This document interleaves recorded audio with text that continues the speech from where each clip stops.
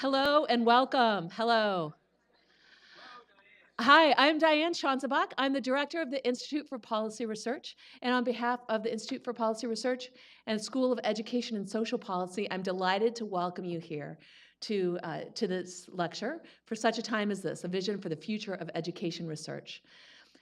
By my count, research faculty at every school across Northwestern University do research in education policy or practice. From designing learning environments to redesigning school finance systems, Northwestern faculty, postdocs, grad students, and undergraduates are working together to try to make education better for this country and this nation, and this world. So we're so delighted that we could host this lecture today. I want to invite David Figlio, the Dean of the School of Education and Social Policy, up to then introduce our distinguished lecturer. Thank you very much.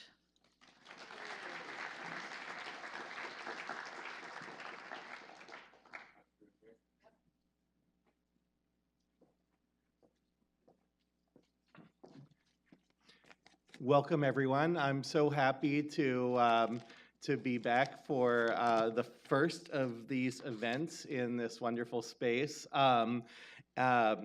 Again, I'm David Figlio, Dean of the School of Education and Social Policy. For those of you who are not a member of the Northwestern community, welcome. We're really happy you're here. One of the things that's really special about both the Institute for Policy Research and the School of Education and Social Policy is the diversity of perspectives, disciplines, research techniques, and the like that each of these two institutes that serve this university bring to bear in order to address some of the most pressing and challenging questions. I looked back and I saw that over the last decade, the Spencer Foundation has been very, very good to those of us at the School of Education and Social Policy and the Institute for Policy Research, including 3 different Lyle Spencer Awards. For those of you who don't know, that's a brand new program, $1 million grants for big bets in education research. And for that, we're extremely grateful. We're especially grateful that the brand new president of the Spencer Foundation, Nasir, is here today to speak to us about her vision for the future of education research. Nasir is the 6th president of the Spencer Foundation. I hope you're not going anywhere for a long time, because it seems like tenure in this job lasts quite a while, which is fabulous. We're looking forward to that. She is an expert on issues of race and culture, learning and identity. She earned her PhD in educational psychology at UCLA in 2000 and was a member of the faculty of the School of Education at Stanford University between that point and 2008. She crossed the Bay to become a faculty member at UC Berkeley, where I see she's still claiming, but below Spencer Foundation on her affiliations. She had a fancy chair there, the Burgeneau Chair for Education Disparities, and then became the Vice Chancellor of Equity and Inclusion at Berkeley, starting in November 2015. Naila is the author of Racialized Identities, Race and Achievement for African American Youth, and she's published many scholarly articles in leading journals. She's a brand new member of the National Academy of Education, in fact, inducted just last week.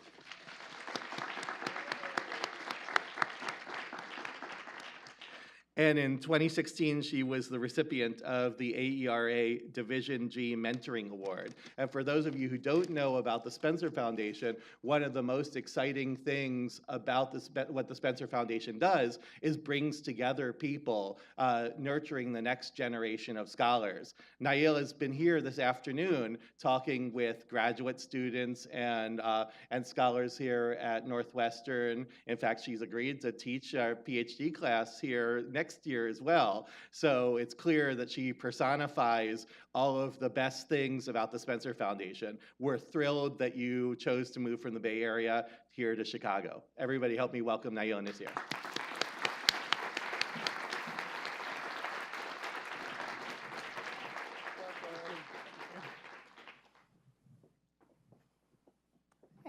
afternoon. Really pleased to be here.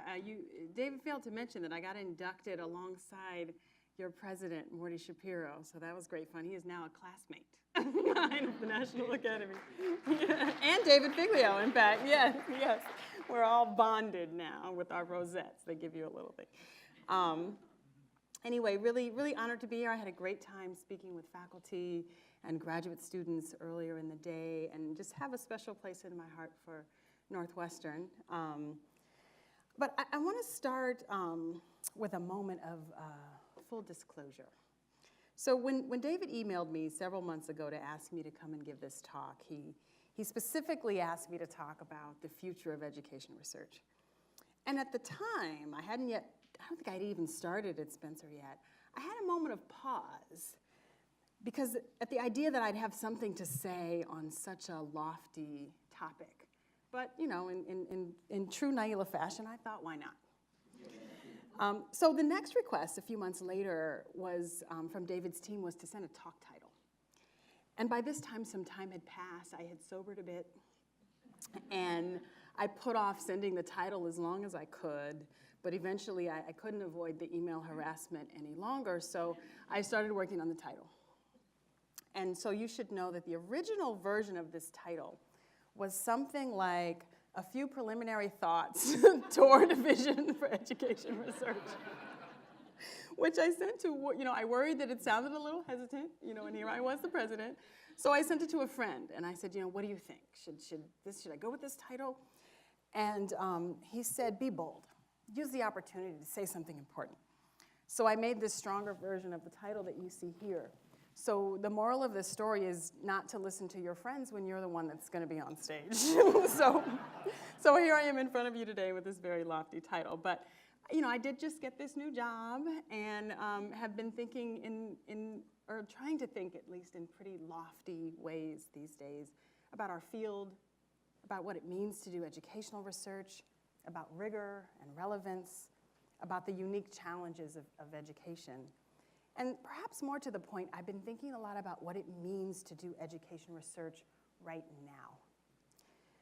And by right now, I'm referring to the unique kind of political, economic, and social time that we are in as a society, with rising social and economic inequality, with unprecedented, at least in recent times, public displays of racism, sexism, anti-Semitism, and bigotry of all types, with the removal of protections for immigrants and the undocumented, and a general lack of regard for truth and evidence. And so it is a time for reflection. It's a time for inspiration, a time to ensure that we are meeting the commitment as scientists, as scholars, that we have to work on behalf of the public good. And so I take that commitment very seriously for myself and for our field. And so it's from this place that my comments today are rooted. So can't promise they're super deep or super enlightening, but they're really heartfelt.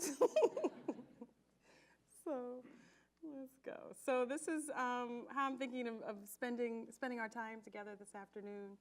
I'm going to talk for a moment just about my own positionality. Then I'll say a bit about the national, political, and educational context. A few words about what I think our goal should be as a field, and then spend the bulk of the time really talking about at least my thoughts at this moment about the research that we need moving forward, and then open the conversation to some key questions I think we're going to need to consider as a field. And then we'll have some good time for conversation between you all and I.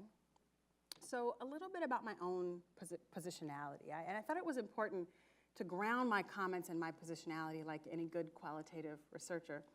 As many of you know, I am originally from California, the San Francisco Bay Area to be exact, where I grew up in a working class family and went to public school.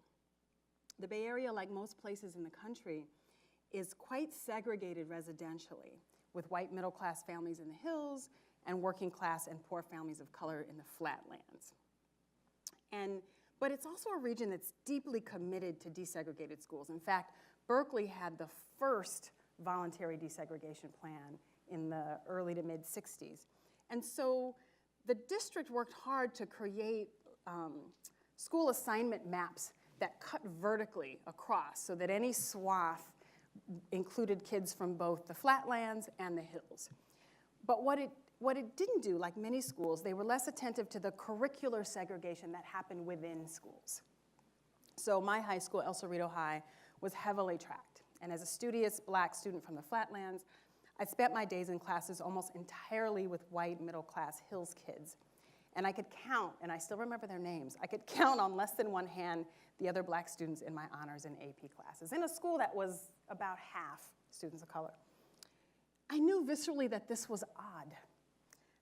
My flatlands peers, almost entirely black and Latino, were clearly smart, but were largely not in these classes. And so living the project of tracking gave me deep insight into the lost potential of some of my peers, young men and women who were brilliant and creative, but whose minds were simply not engaged or challenged in schools. And then when I was a senior in high school, I had this phenomenal English teacher, Ms. Cohn. Ms. Cohn taught the very first D-tracked AP English class there, and in fact, she was taking classes from UC Berkeley, the local university, and in fact, her instructor for the class that she was in when I was in high school later became my colleague, Sarah Friedman. But Ms. Cohn had thrown herself kind of with both feet into the project of desegregation, of detracking.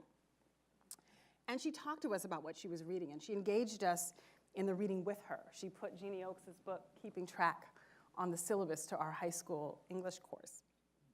And I could not put the book down. Here was this book, this piece of research that explained and put into context what I had experienced. This, for me, was a formative experience with the power of research to both describe and understand reality in new ways. So I go to college, I graduate, as indicated by this picture in the middle. There I am, super cute, super young, with my mom on one side and my daughter on the other side, who's now 25, yikes. And I decided to pursue a PhD. Fast forward a few years, I'm 4 years into a PhD program, and I became a little disenchanted with research.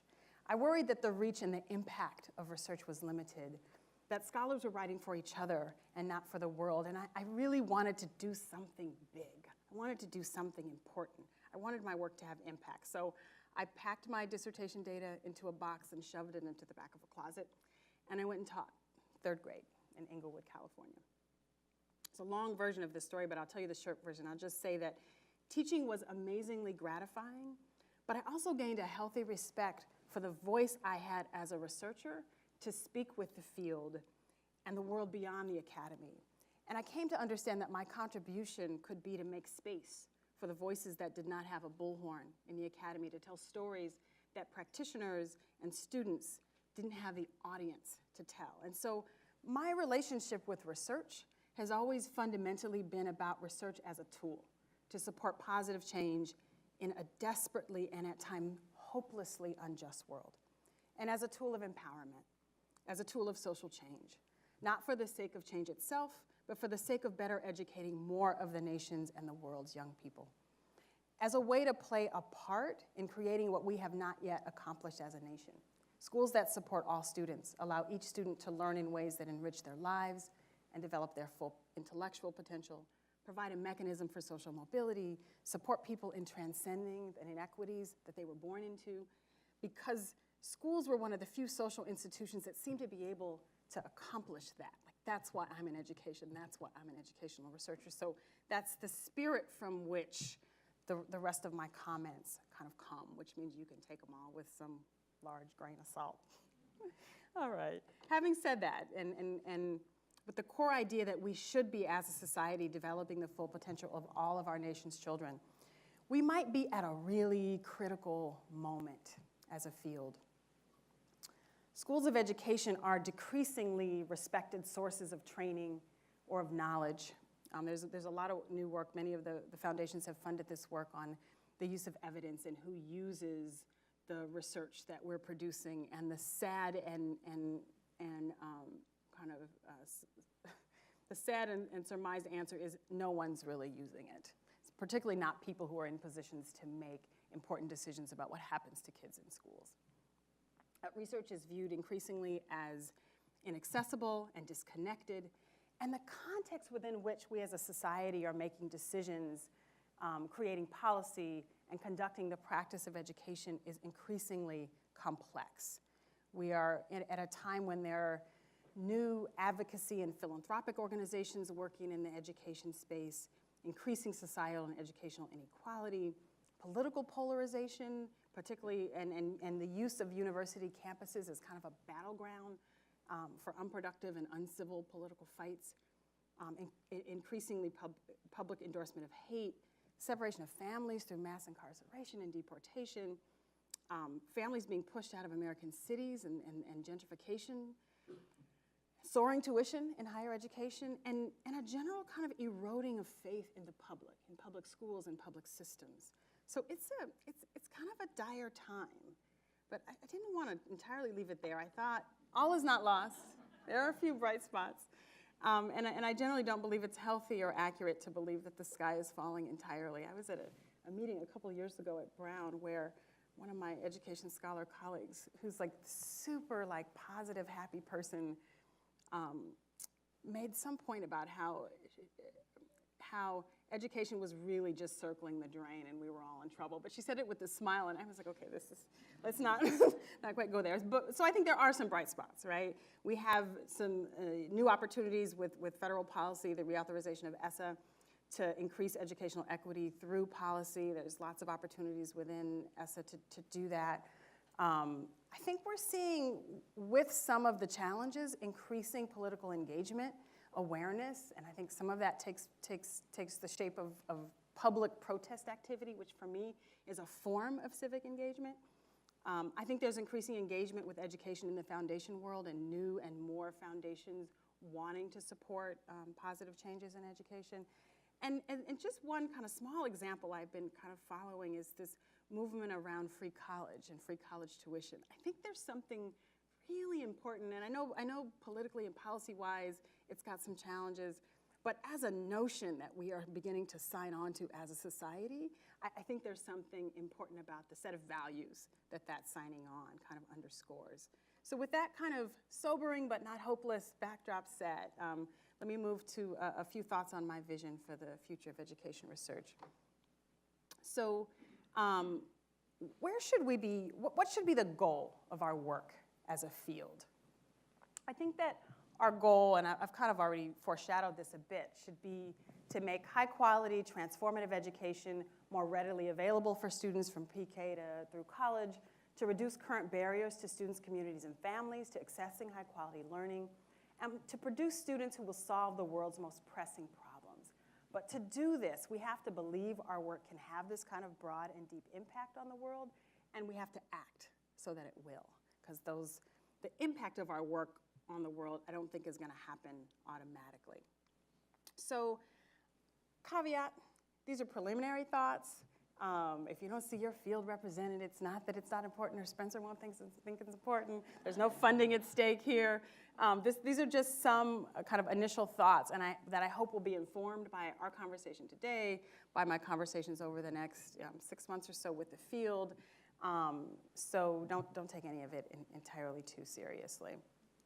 So I think there are several components for me around the research that we need right now.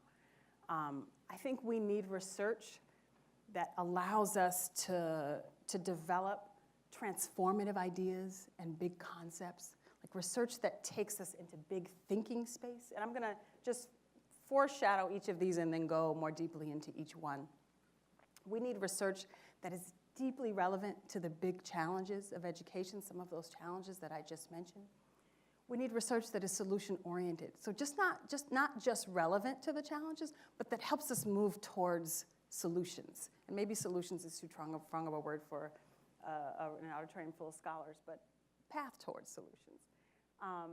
We need work that, in order to do that, is fundamentally inter- and transdisciplinary, that transcends the kind of arbitrary disciplinary boundaries that we use to organize ourselves in the academy.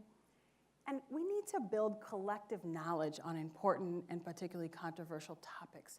It is hard to discern in our field what we know collectively. And finally, we need to develop and invest in models of research that are community engaged. And I'm using that term community really broadly to think about families, teachers, school districts, community-based organizations, that we are doing work alongside the folks who will be subject to the impacts of our research. And so I'm going to say a bit more about each of those. So first, and I start here on purpose, it is vital for the health of our field to develop research that develops lenses and concepts that help us understand educational and learning processes in new ways. So when I talk about solution-oriented or relevant research, I don't mean it has to be something that's applicable in the field tomorrow. I think we also have to invest in big ideas, and that will bear fruit over time and down the road. So a couple of examples of this for me is Vanessa Seidel-Walker's work, her historical work that kind of completely changed how we understood segregated schools, right? Before Vanessa's work, we thought segregated schools were places that did Black children harm, kind of solely. It was a one-dimensional picture, and her work helped us to understand that actually, despite the kind of horrors of segregation, there were these places that really had something about how they nurtured kids. And there's something we can learn. It's not just that these places existed, there's something we can learn from understanding what that kind of culturally congruent nurturing, what those practices looked like. And then newer work that, some of you were probably at the National Academy meeting where she talked about this new book that's about this network of educator activists and how the work of teaching got intertwined for them with the social justice work of being on the cutting edge of the civil rights movement. So these are stories that are about the past, but they're stories that are about possibility and helping us understand our world in new ways. Another example is Nell Notting's kind of seminal work on care. Like that idea that care mattered in schools, that we need to be thinking about how students were experiencing interpersonal care or structural institutional care, shifted how we thought about what good learning environments look like. So there's just, again, another kind of recent concept along these lines is Manuel Espinosa's and Shireen Vasogi's work on educational dignity, which is, again, this concept that reframes how we think about educational rights in relation to citizenship in a democracy. So I'm saying that we have to invest in work that allows us to reframe what the project of education is, and that's critically important work. Something went wrong there. Oh, you know what it is? It's these damn animations that I couldn't figure out. Is that everything? Lord, I meant to go back and fix that, sorry. So this is too many words on a slide, but we'll work through it together. The second kind of big component for the future of educational research is work that's relevant to the big challenges in education. And this is just kind of a little bit of a laundry list around some of the big challenges of education so that I could give you some examples, not at all an exhaustive list, and I'm sure you'd have much to add that would be really valuable here. But some big challenges of education include school and neighborhood segregation, that we are in a time where schools and neighborhoods are more segregated now than they were 20 years ago.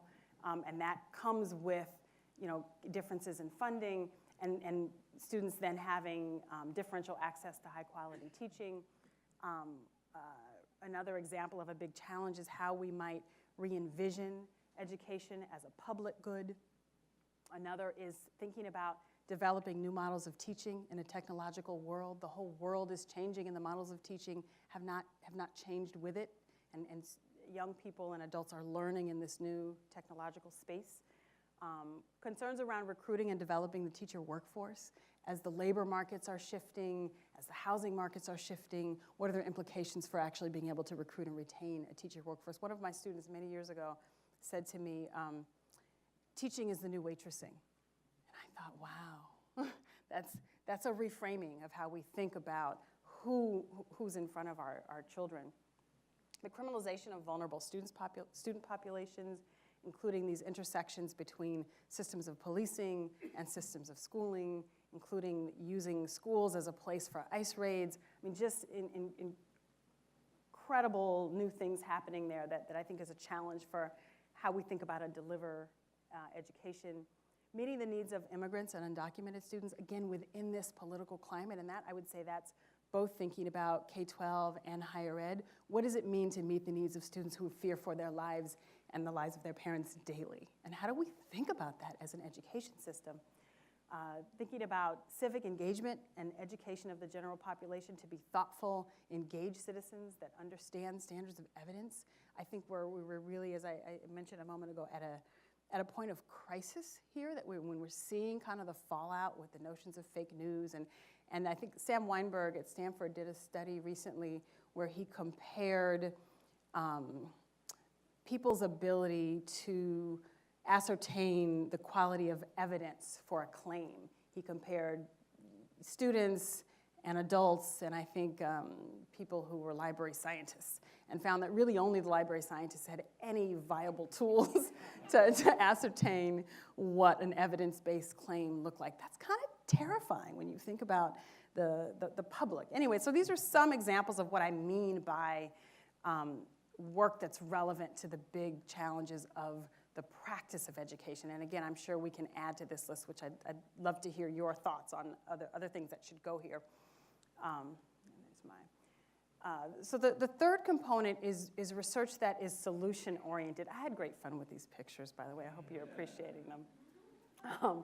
So that we're not simply describing the challenges. We are an active part of thinking about what solutions look like. And that we are, if not proposing solutions, can imagine ourselves on the path to proposing solutions. And then as a field, building the mechanisms to move on enacting those solutions. And that may not be, much of this that I'm thinking and talking about doesn't necessarily need nor should it happen at the level of the individual scholar. I'm thinking about the collective, like what are the mechanisms we need as a field to do this kind of work.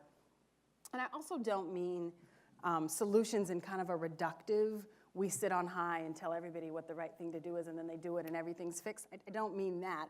I mean, thinking about solutions with the full knowledge that this takes an incredible amount of time, that solutions are not one size fit all, that change in educational spaces is most effective when it happens locally, organically, and is organized around meeting local needs, right? So you can see already this requires something different of us. And these complications, notwithstanding, our field must be organizing our work in ways that directly speaks to the challenges of schools and districts. And sometimes that means how we even carve out what our research question is. We tend to start with the things that we find interesting, the things that we think are intellectually, philosophically, conceptually important.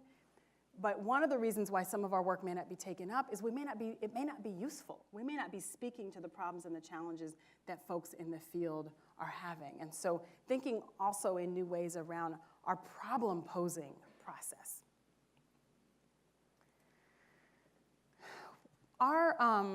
So this is the fourth thing, I think. Our work to do all of that, what I was just talking about, our work needs to be fundamentally inter and transdisciplinary. This is a big thing, I think, as we move forward. Increasingly, I'm concerned about whether or not we're doing studies in ways that are organized to help untangle some of the large, messy problems of education. And I think, for me, one of the primary examples of the ways that education is intertwined with other social systems and kind of can't be understood outside of that relationship is reflecting on the Brown versus the Board of Education decision, right? Because on one hand, Brown, as we all know, was about desegregating schools. So it was very specifically about the harm that black students were subjected to and the idea that you could not, there were no examples of places where schools were separate and equal. So it was about equality and about educational equality, but it was also about changing society. Schools were kind of the mechanism, and some of the foundational ideas were if you were going to create a society where people could live and work together across difference, if we were going to heal as a society from the legacy of slavery and Jim Crow, that schools would be the logical place to begin this work. So it was so in that way, it was much more than just about fixing something in schools. And of course, as we know from Vanessa's work, immediately post-segregation, all the black teachers lost their jobs, and many states resisted so heavily that schools had to call in the National Guard to escort these poor, probably lifelong traumatized children into schools. And so we may not have fully thought through the implementation, but the intention was about societal change. And so my point is that education issues cannot be disentangled from other key issues in society, like healthcare, like housing, like the state of the global economy, like the labor market. So I think some of the great interdisciplinary work of our field actually has been done here. I mean, I think I talked to some folks earlier today who were doing amazing work in these areas. Cynthia Coburn and Jim Spallan's work have both been arguing that improving instructional practices requires a focus on multiple interacting layers, including district contexts and school organization and culture and teacher learning and developing teacher professional learning communities, as well as a focus on student thinking and learning, really cuts across the kinds of disciplinary boundaries that have existed in our field. So I thought that this cartoon was appropriate. I don't know if you can see it. The person starts out like, "What are you doing?" And she says, "Well, I have to make sure my paper complies with all the submission guidelines. All the titles, text captions, and the references need to be right font, point size, and spacing. Every margin and line break must be at least 1/32 accurate." Gross. What's the conference about? Creativity and engineering. Darn, my footnotes are not sans serif. And so I thought this was just a funny example of how even as we seek to change the norms, with interdisciplinarity being one of those norms that we seek to change, there are these structures and ways that we're organized that work directly in opposition to that change. So it's a kind of a recognition that this is easier said than done. Oh no, go away. So I want to drill down a little bit on this intertransdisciplinary thing and give you a couple of examples of areas of work that I think might be particularly fruitful for these kind of trans and interdisciplinary research approaches. So the first example gets at the unequal distribution of educational opportunity by virtue of neighborhood and school segregation. So, I mentioned earlier, we know school segregation is increasing. Schools are more segregated by race and social class than they were 20 years ago. And we also know that school segregation obviously is tied in deep ways to neighborhood segregation, which results in unequal funding to schools.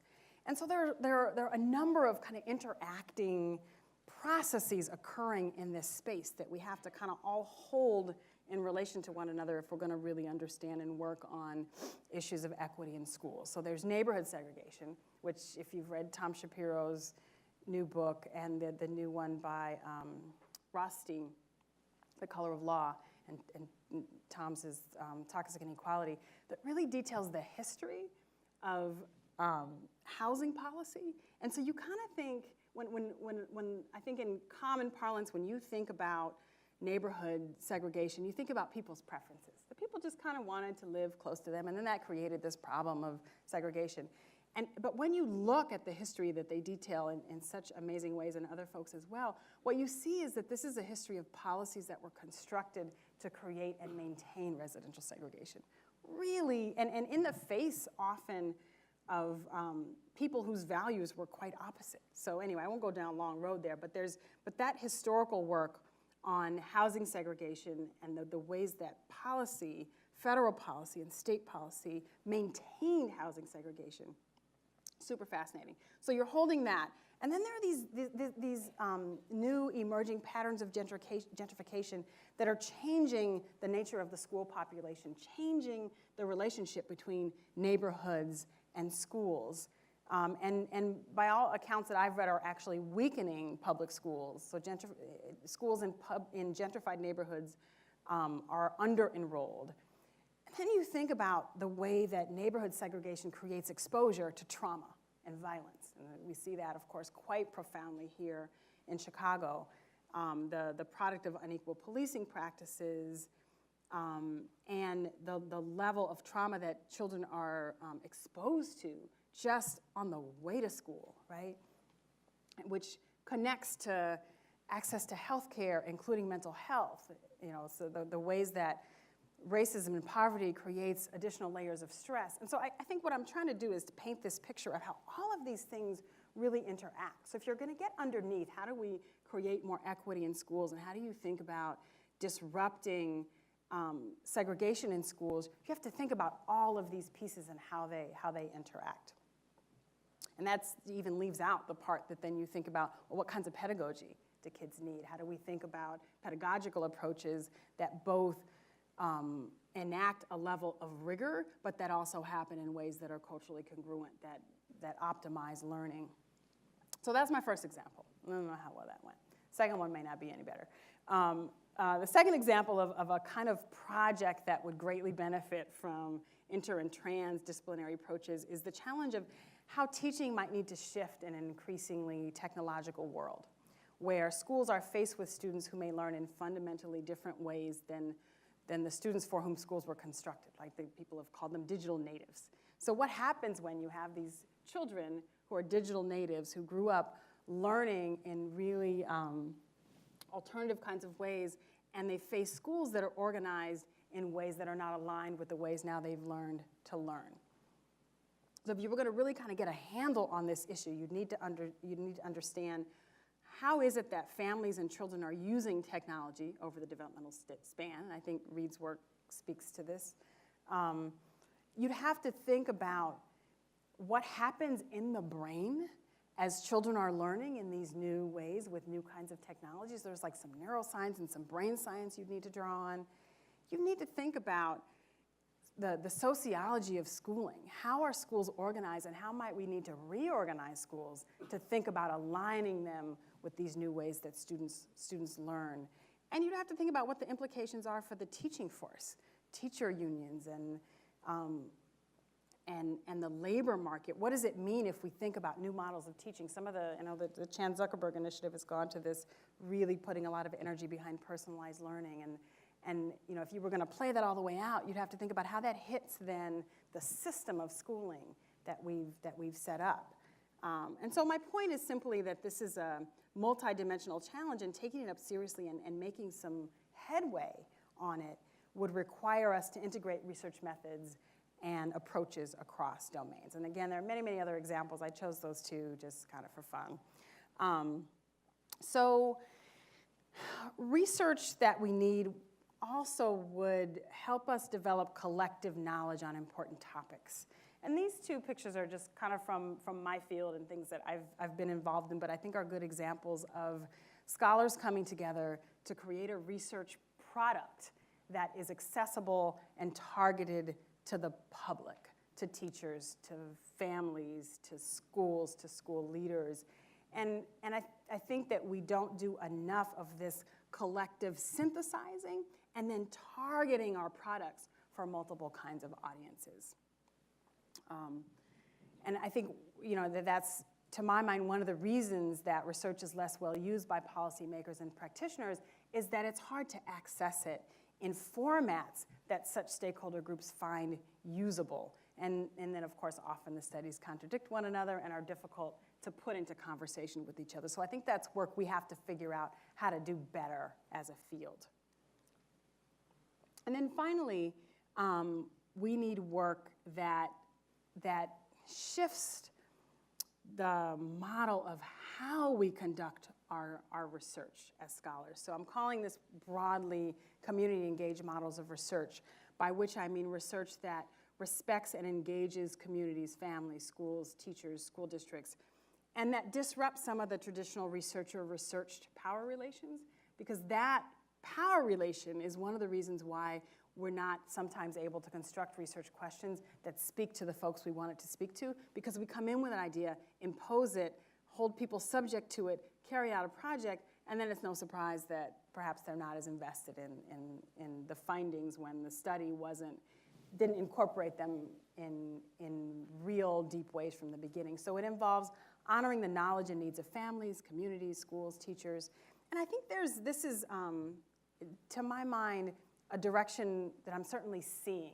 Both, I mentioned at the National Academy meeting, and I think many of the younger generation of scholars are taking this turn, and I think they will lead us in this direction, and there's also certainly a budding literature on it. It's one of the things that I have found. I've been meeting with lots of foundation heads and talking to people about what they're interested in.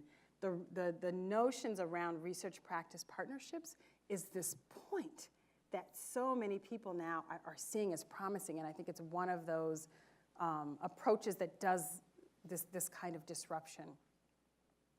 Been really struck by that. But other models include youth participatory action research design, what Chris Gutierrez has been calling social design research. So there are many other kind of forms of this, but I think it's vital if we're moving towards work that speaks to our field in deeper ways, that those stakeholders are included in the research process. So, and this I think is the final slide, and then we'll have a chance to talk.